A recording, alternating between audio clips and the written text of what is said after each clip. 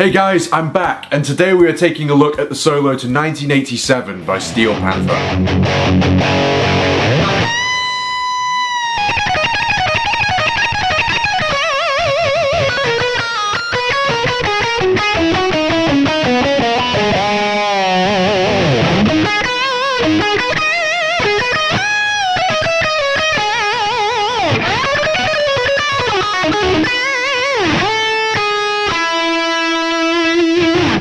To see us through this tutorial, I am using the Jet JT450. Jet very kindly sent me this guitar to try out for a couple of videos, and in this case we have the JT450 model. Telly shape, you've got a basswood body, a gorgeous quilted maple top, it's bound right the way around. You have two humbuckers, which are Jet's own, which are really punchy and got a nice mid-range, which is great for recording. Hardtail, volume and a tone, with a push-pull knob so you can split the coils on here. Three-way pickup switch. Canadian maple neck, which is roasted, so it's very stubborn when it comes to climatic changes. It doesn't want to move, which is awesome. And you've also got some really nice cutaway action here, which is really nice. You're going to need it for this solo. I'm tuned to standard tuning for this video. Let's get cracking. Oh, one other thing I'd like to mention as well. This guitar is £349. Serious guitar for really not a lot of money. Amazing. We're playing in the key of G sharp minor throughout, more or less, and what you've got to begin it is a half step bend on the high E, 18th fret. Then let it down, and now we're going into a G sharp minor pentatonic alternate pick run. It goes like so.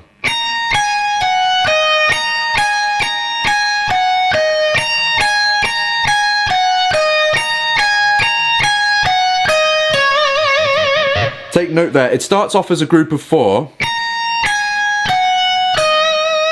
That's 18 and 16 on the high E, 19 and 16 on the B. Group of 4 to begin with, and then you're doing 3 groups of 6 on the end. It's basically playing the high E twice.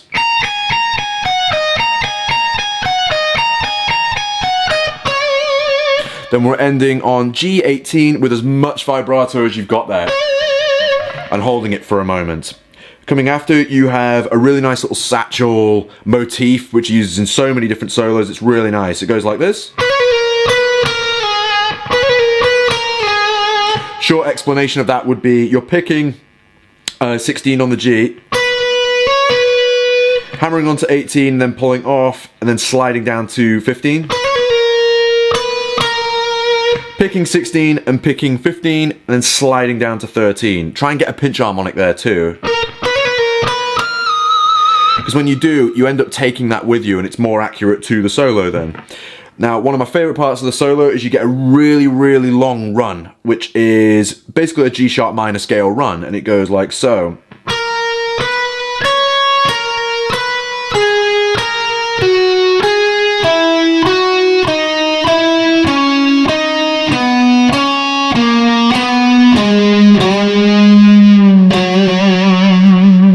Just to break down the scale really slowly there, if I was to explain every single note in order, I'd be here all day. So what you've got is you're starting on 15 on the G, then you're going up to 16, then up to B14. Then what we're doing is we're coming back to 15 on the G, and then coming down what is basically in like a group of 2, you're skipping a note.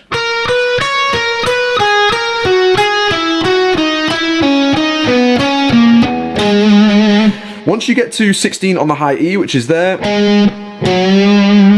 you're going to immediately follow that with a whole step bend on the 14 of the high E to match the tone. Really important that you can hear when you're in key there. Let it down and then hit the note and give it as much vibrato as you've got again. So, really cool. What you've got coming up next is a really nice broken arpeggio where you've got goes 11 on the A. I'm rolling this index finger across on D and G 13. Then I've got 12 on the B there. Vibrato on the last note. Then we're going back to the start of the arpeggio with the exception that we're skipping the root and adding a note on the end there instead. So it starts on 13 of the D, 13 on the G, 12 on the B, and then 16 on the B. Then you might have guessed this last part. I'm going to G13, 12 on the B, 16 on the high E, then up to 19, and we're going to do an immediate whole step bend. You'll hear in the original solo, I think it's like, I don't know if they do a punch in or something like that, or it's like a whammy bar swoop or something like that, but you don't have to. It sounds even more wild here. And it sets you up even more comfortably for the next lick.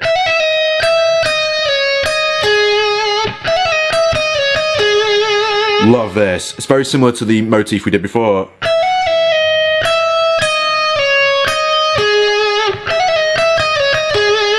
Use the inlays to guide you here. I'm picking 17 on the high E, excuse me, B string.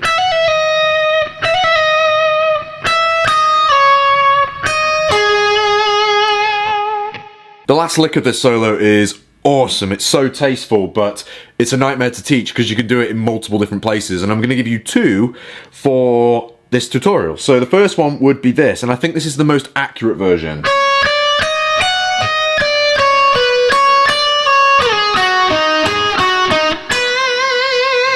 Second version would be this.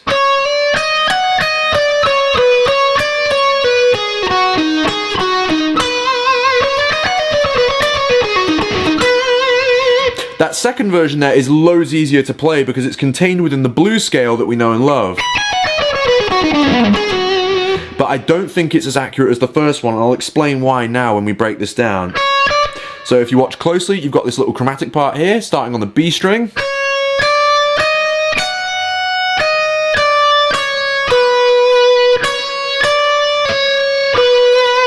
So that's the first part there.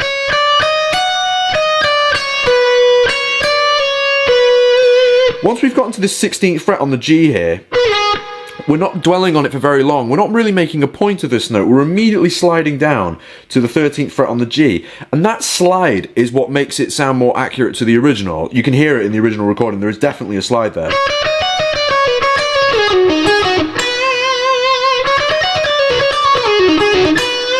Then it leads into this really nice repetitive part on the end where you slid down into 13.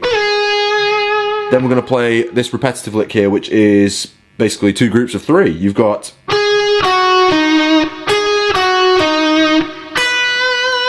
Then we add B12 onto the end.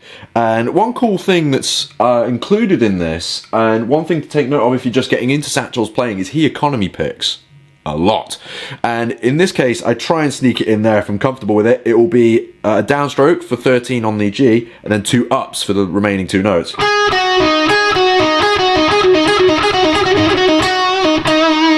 He does it a lot. And one technique tip here would be to brush the strings, don't pick too hard.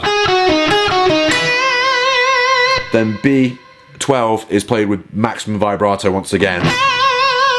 Really get it on there. The last lick of the solo would be B10, 9, G9. And your job is done on 1987. Just to recap the solo, I'm going to take it from the top.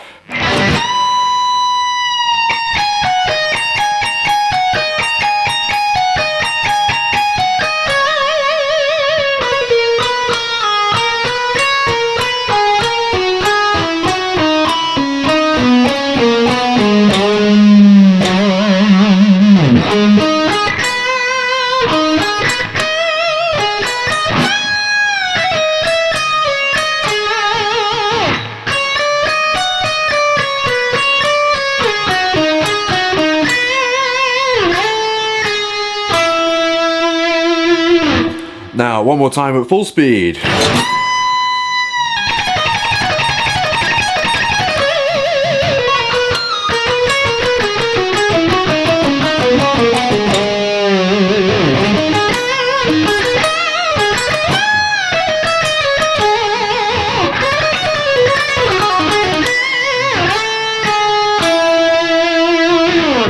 Woo! I love that solo, so nice. Thank you very much for watching this video, you guys. I hope you enjoyed the Jet JT450, an absolutely brilliant guitar for really not a lot of money. As I say, under £400, and you get so much for it. Great guitar. Take care, guys. I'll see you in the next video. Bye-bye.